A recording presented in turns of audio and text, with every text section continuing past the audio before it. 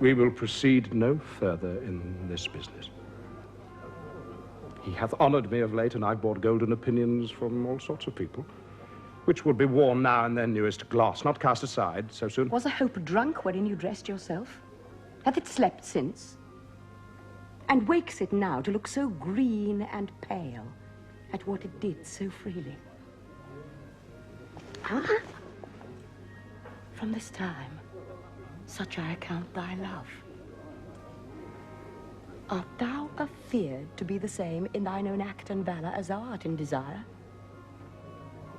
Wouldst thou have that which thou esteems the ornament of life, and live a coward in thine own esteem, letting I dare not wait upon I would, like the poor cat of the adage? Prithee, peace. I dare do all that may become a man. Who dares do more is none.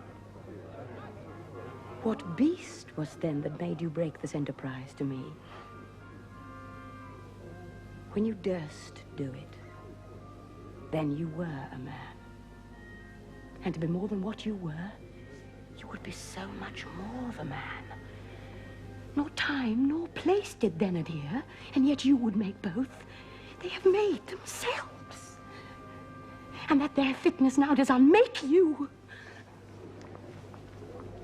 I have given suck, and know how tender 'tis to love the babe that milks me. I would, while it was smiling in my face, have plucked my nipple from its boneless gums and dashed the brains out, had I so sworn as you have done to this. If we should fail... We fail. But screw your courage to the sticking place, and we'll not fail.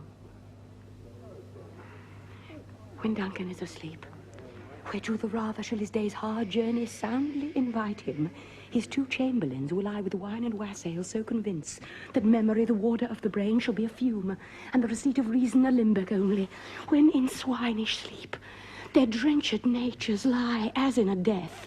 What cannot you and I perform upon the unguarded Duncan? What not put upon his spongy officers, who shall bear the guilt of our great quell? Bring forth men, children only, for thy undaunted metal should compose nothing but males. Will it not be received when we have marked with blood those sleepy two of his own chamber and used their very daggers? That they have done it? Who dares receive it other, as we shall make our griefs and clamour roar upon his death? I am settled and bend up each corporal agent to this terrible feat. Away, and mock the time with fairest show.